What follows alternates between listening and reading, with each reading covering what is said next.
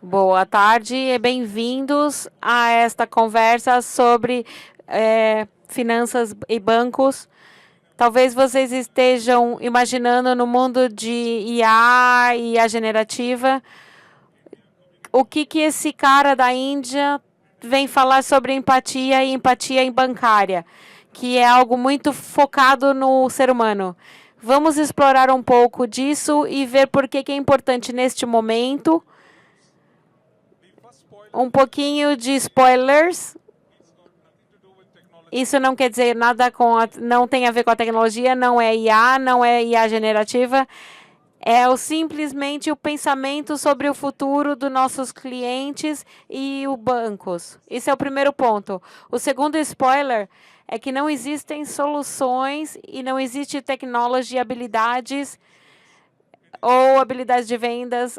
É simplesmente a nossa perspectiva do mundo.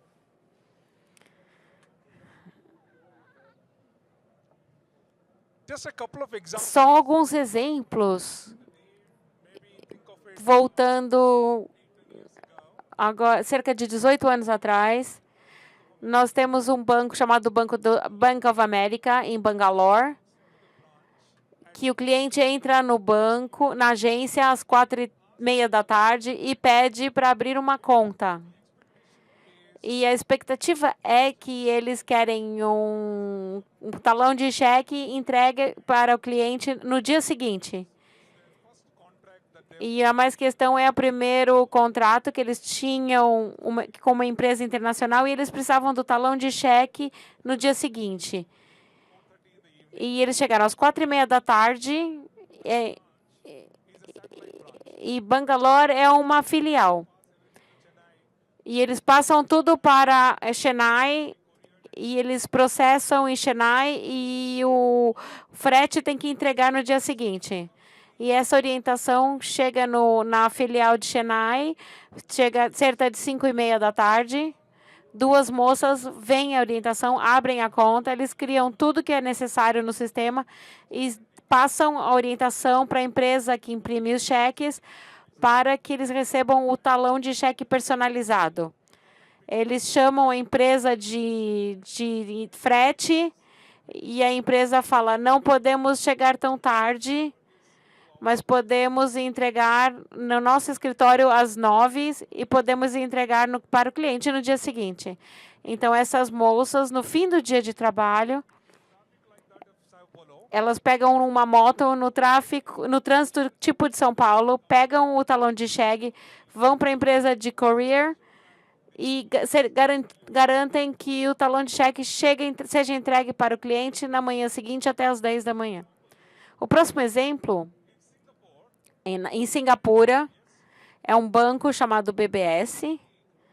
Nós temos um colega ou um funcionário que saiu para o almoço e em seu almoço ela vê uma senhora idosa numa situação muito deprimida e ela pergunta o que aconteceu. E a senhora diz que é Ano Novo Chinês e eles têm o hábito de criar os pacotes vermelhos e eles põem notas novas nesse saquinho para dar para os netos e familiares. E isso é um costume que já acontece há muitos anos. E por causa do problema no banco, ela não conseguiu fazer o saque do dinheiro. Ela estava triste, decepcionada, deprimida, e essa senhora decide resolver. O banco está fechando e os caixas estão fechados e não podem entregar, e a colega chega e fala, eles irão sacrificar suas notas novas e eles acham essa senhora no shopping e entregam essas notas para a senhora e fazem ela feliz. Por que eu estou contando sobre essas histórias? Porque são símbolos de empatia e elas forem além do necessário para que o cliente fique feliz de uma maneira cheia de empatia. Comparado com o que acontece em 2025, nós temos muita IA generativa, e tudo é muito digital. E nós queremos criar perfis agênticos que faça seu trabalho, seja filial, seja no centro de telefonia. Nós queremos ser o mais digital possível. E neste processo todo, será que nós estamos mantendo essa cultura de empatia em bancos? O que eu quero falar é quanto que é importante neste mercado para o Brasil, especificamente, e globalmente para todos os mercados, manter essa cultura. O Brasil diz que 74% da população brasileira tem algum produto de crédito, seja cartão de crédito e empréstimo, seja que eles pegaram um cartão, usam um cartão de crédito ou pegaram um empréstimo, e 46%, mais ou menos, tem um estado de inadimplência, que eles não conseguem pagar dentro do período definido. E eles têm que ir conversar com o banco e negociar para pagar as taxas e etc. E é assim que a gente faz que esse sistema funciona. Para esse mercado, como que a gente lida com isso de maneira empática? E é isso que eu vou falar durante os próximos 20 minutos. Vamos dar um passo para trás. Qual é o outlook do futuro? A gente vê tantos estandes, parceiros, falando de grandes planos para o futuro. Eles têm muitas ideias sobre IA e digitalização e coisas desse tipo. E nós temos uma política parecida no meu país, que é a gente fala sobre o que o banco vai precisar fazer no futuro. E o futuro do banco vai estar preso a 3 paradigmas. Nós temos que falar o custo tecnológico, e a perspectiva é de 45% a 57%. E a gente quer reduzir a taxa de custo para a renda. E você quer que a sua plataforma e as linguagens digitais sejam mais simples, de um jeito que seja fluido e autônomo. A gente quer remover todos aqueles processos não desejados, a gente quer reescrever a experiência do cliente e assim por diante. A gente quer reinventar os produtos e serviços de jeito que eles sejam relevantes para o mercado de hoje e coisas do gênero. E nós queremos dar valor ao ecossistema. E nós dizemos que nós não podemos produzir tudo que a gente quer oferecer para clientes. Nós temos parceiros, nós temos um ecossistema que produz e une isso tudo no contexto do cliente e servi-los. É isso que a gente quer entregar. E a gente quer focar na jornada do cliente de início ao fim. Aqui no Brasil tem Itaú, Bradesco, seja lá qual for o banco, a gente tem processos bancários que são emendados com o passar do tempo. E que são sistemas bancários que foram criados há 30 anos e a gente está pondo band-aids nesses sistemas e eles continuam funcionando. E as coisas que a gente quer fazer no futuro, e a gente acredita que tem 3 paradigmas para oferecer tudo que eu falei no futuro. Nós temos o mundo sem fronteira, para que tudo seja fluido e fácil e que o cliente não tenha que vir ao banco, o banco vai ao cliente. Nós também estamos olhando para um jeito de ter parceiros que facilitem esse processo e tem o elemento smart. Estamos tentando ser inteligentes o máximo possível, o processo, o conhecimento cognitivo, e que a empresa seja uma empresa que aprende continuamente e que comete erros, mas não repete. E se você não aprende com os seus erros, você aprende dos outros. E como é que a gente cria uma empresa que aprenda? E como é que a gente mantém isso de maneira cognitiva, de um jeito que a empresa aprenda, e tudo isso te ajuda numa empresa inteligente. Você tem muita tecnologia que está movendo isso tudo. Ok. O terceiro elemento é o que chamamos o elemento humano. Vamos falar sobre um mundo digital, mecânico. Nós realmente entendemos o contexto do cliente, os problemas e as situações, e nós estamos oferecendo soluções que sejam soluções para esse problemas, ou nós estamos simplesmente jogando produtos e produtos em cima deles? E é isso que eu vou falar um pouco nessa sessão e entender como isso tudo está acontecendo. O elemento humano tem muitos aspectos. Primeiro, nós queremos que não tenha atrito e com aqueles clientes que não são tão educados, que não são tão aprendidos, entendam. E nós temos produtos que têm a realidade nova e os problemas que nós solucionávamos há 30 anos não são solucionados hoje. E quando você olha para essa imagem, é um mundo simples. No centro, nós temos necessidades funcionais. Por que eles vêm te procurar? Eles querem contas, extratos, transferências, pagar contas, empréstimos e coisas do gênero. Eles querem acesso a crédito, talvez alguma economia e assim por diante. Por exemplo, são coisas que são sólidas, nós temos experiência de 50 anos, todo mundo entende muito bem e dominam essas ideias. Aí nós temos as necessidades sociais, os estágios da vida, comprar uma casa, se educar, viajar, nós queremos doar dinheiro para organizações beneficentes, nós queremos ter uma produção boa, e isso ainda são necessidades sociais dentro do contexto. E a gente serve isso, nós entendemos essas necessidades. Nós temos alguém que já está entrando no primeiro trabalho, quer economizar um dinheiro, quer comprar a casa e coisas do gênero. Alguém que já está no meio da carreira, quer se aposentar, querem ver a vida pós-trabalho e aposentadoria. Tudo bem, nós temos uma evolução boa. E no círculo externo, que são as necessidades emocionais, se a gente dá um passo para trás, será que a gente está fornecendo soluções para essas necessidades emocionais? Nós entendemos essas necessidades e estamos fornecendo serviços para isso? A resposta que eu recebo quando eu pergunto, a gente não trabalha com caridade, a gente não faz filantropia e não estamos aqui para cuidar das emoções do cliente. A gente está cuidando dos nossos negócios. E nós queremos lucro. Não é um e/ou.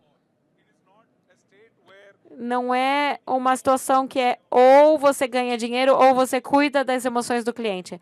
Nós acreditamos que cuidar da emoção dos clientes é o melhor jeito de seguir adiante e ter uma longevidade e um relacionamento com o cliente e ter um futuro. E é por isso que nós temos esse elemento aqui.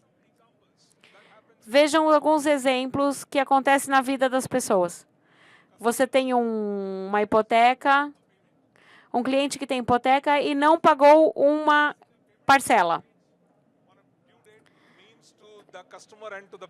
Imagine que o cliente vem para o banco e imediatamente tem muitos avisos, notificações, alertas, todo mundo vai atrás do cliente para ter certeza que ele paga essa prestação. Isso são práticas de hábito, você recebe alertas, ligações, notificações, e as respostas mais eficazes dizem o que você pode fazer e oferecem insights como, será que ele vai conseguir pagar, ou tem que reparcelar, e etc. O que eu digo é que é importante entender por que o cliente não pagou a prestação. E será que ele vai perder outra prestação ou que ele vai conseguir pagar? Existe algum jeito que a gente consegue reestruturar e dar uma solução ou dar um espaço para o cliente respirar e se recuperar e voltar a pagamento regular? Será que eles precisam de algum apoio imediato? Por que o cliente não pagou a prestação? Será que ele perdeu o emprego? Será que ele está com problemas em casa? Algum problema de saúde? Tudo isso são coisas que têm que ser avaliado para que a gente possa ajudá-los.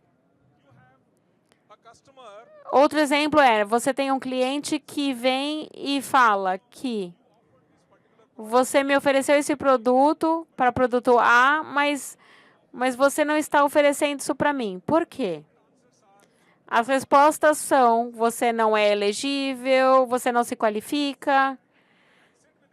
Mas se você sentar e conversar com esse cliente, você sabe que você tem alguma inelegibilidade, a gente não consegue te oferecer esse produto. Porém, nós temos um produto parecido, ou talvez até melhor ou igual. E isso é o caso de empatia que nós conversamos. E o último exemplo é o luto. Digamos, o luto, se alguém falece, digamos, por exemplo, o principal ganhador de renda da família. E os herdeiros, a esposa, o filho, a filha, têm acesso ao dinheiro do cliente. E para conseguir esse acesso, é um processo longo. Existe um processo jurídico, tem que definir quem é o herdeiro, que você tem acesso legal a esse dinheiro. E isso demora algum tempo até que você tenha acesso a esses recursos. Então, imagine, primeiro você perdeu a pessoa que perdeu o principal ganhador de renda da casa. E você está sofrendo. E você precisa pagar as contas, seguir com a vida da casa e assim por diante. Então, existem recursos hoje em dia que você consegue fazer com fornecer recursos e empréstimos ou algum jeito de ajudar, algum jeito de que facilita a vida deles para que eles não estejam preocupados com as necessidades financeiras até que eles consigam lidar com o provedor da casa. Isso são coisas que a gente considera. Quanto que isso é processo que está considerado no código do produto para os clientes do dia de hoje?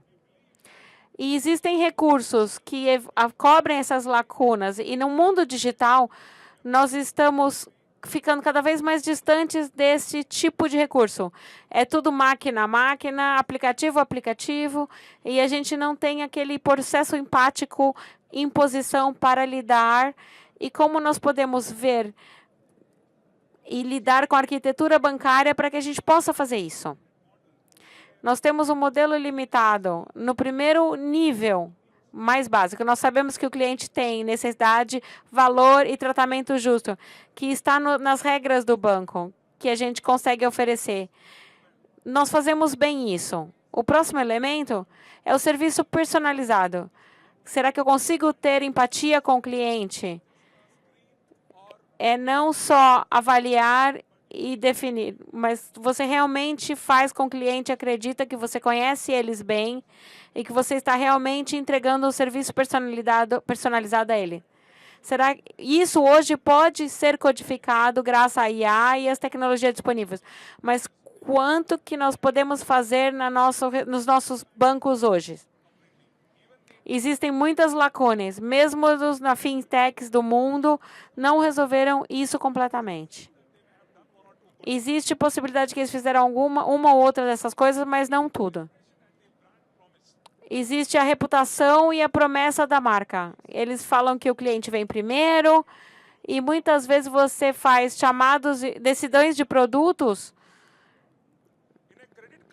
E, por exemplo, num negócio de cartões de crédito, se você tem um cartão de crédito, você usou o cartão durante o mês e no dia do pagamento, se você pagou ao banco, você tecnicamente não é cliente do banco.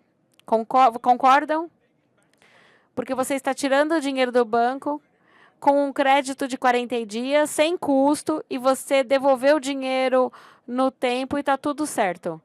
E, portanto, você não é um cliente do banco. E quando você é um cliente do banco, é quando você não paga. Quando você não paga na data de vencimento, quando você começa a pagar taxas e financiamento, e etc. Então, o processo normal de venda do cartão de crédito, normalmente eles esperam que você não pague, que você deva o dinheiro para que eles tenham a recuperação de crédito e etc. Se você virar essa chave e falar, eu sei que este cliente provavelmente não está pagando na data de vencimento, existe alguma intervenção que eu possa oferecer? Posso falar com o cliente para oferecer alguma solução financeira? Por exemplo, em bancos no Reino Unido, a gente tem o PLC e nós temos um produto agora no mercado onde olhamos para clientes que não pagaram mais de um cartão. Eles dão 2 ou 3 cartões e eles não estão pagando só o financiamento, eles não estão pagando e eles têm altos custos para usar esses recursos. E a gente vai para o cliente e falar, entre esses 3, a gente dá um empréstimo para essa dívida pendente e você consegue se recuperar e diminuir e parar de pagar juros. Isso são elementos que a gente está tentando elevar o tipo de produto e serviço que a gente oferece. E a longo prazo, uma coisa importante é que muitas vezes, muitas discussões são que a lealdade do cliente está mudando. Ele está comigo hoje, depois ele está com a fintech, daqui a 30 dias eles estão em outro banco. Eles não são leais. Lealdade não é seu direito. Será que nós estamos fazendo o suficiente para merecer e ganhar a lealdade deles? Nós estamos oferecendo a empatia para ter certeza que eles têm o bem-estar financeiro e crescer financeiramente? Boa parte dos clientes, eles estão bem, eles estão felizes, eles têm investimento, eles cuidam de si mesmos, eles estão bem. E tem um grupo de clientes que provavelmente não vão pagar e eles se tornam mal clientes. Nós não estamos falando dos extremos. No meio termo, nós temos os clientes responsáveis que querem pagar, mas eles não conseguem por causa de situações pontuais em suas vidas. Esses são os clientes de quem eu falo. Se você pode empatizar e dar soluções, vai ser um cliente de longo prazo. E nós procuramos a empatia que leva à confiança e um negócio sustentável. Há muitos pontos, e nós podemos dar do ponto de vista tecnológico, processo de parceria e muitas coisas podemos fazer. Eu não estou aqui para incomodá-las, há mais que podemos falar e conectar e falar sobre isso. E o último elemento é como essa reimaginação é, o que é para o cliente e para o banco também. Nós falamos, então, benefícios mútuos, onde o cliente é o vencedor e, no processo, o banco também ganha. Estamos analisando isso, como podemos olhar sobre essa camada do cliente que é confiável e que ajuda em termos de ferramentas, pensamentos, metas e tudo isso. Eu tenho que ir a 10 lugares para as necessidades financeiras, eu posso conseguir isso num único lugar. Então, há situações em que você tem um cliente que tem altos investimentos, tem uma hipoteca, um cartão de crédito, e os investimentos do cliente estão aumentando, e também as hipotecas estão sendo pagas, mas em relação aos cartões ele não paga. Então, esse é um cenário, é um elemento de educação, aprendizado que temos que fornecer aos clientes para os 3 produtos serem bem administrados. Essas são as 3 possibilidades e você poder obter, então, esse cliente. E há ferramentas que podemos discutir e falar. E parceria, empatia e solução de problemas. Aqui é que muitas vezes nós temos muitos produtos e precisamos passar isso para uma solução, a capacidade granular que podemos entregar, programas do PCS e muitos outros parceiros estão fazendo esse tipo. Então, temos que discutir mais e ver o que podemos fazer. As metas financeiras, geralmente, é isso, então, um crescimento do canal, da perspectiva dos bancos privados, a uma base de cliente muito grande do meio. Então, esses clientes já obteram e eles sabem como manter o seu dinheiro. As pessoas do meio que precisam dessa ajuda para crescer e ter todos esses elementos. Como chegar lá? Do outro lado, isso exige muita capacitação, precisamos empoderar os colegas e certificar que eles estão lá. Mas a questão é que hoje nós vemos que nós não precisamos dos colegas, os funcionários. Tudo é digital e vai cuidar de tudo isso. É a razão pela qual nós acreditamos que a parte humana do loop é muito importante. Não vamos dizer que vamos voltar 20 anos e fazer tudo manual, mas entregar humanamente e soluções baseadas em funcionários que são corroboradas, empoderadas pela tecnologia. Uma solução que estamos analisando é a parte digital que pode, então, apoiar os colegas. Esse é o paradigma que existe. E muitos dados que existem no banco que são colocados em uso, mas você perguntar aos clientes ou aos bancos que porcentagem desses dados são colocados, então, para o seu uso. Com todos os avanços dos dados, ainda estamos nessa faixa de 20% a 40%. Nunca vamos exceder o limite. Há um grande potencial para alavancar, para aprender e usar essa empatia com o cliente e trazer o elemento de bem-estar, que é a parte do meio dos clientes para serem desenvolvidos. Então, é isso que eu tinha a lhes falar. Muito obrigado pela atenção.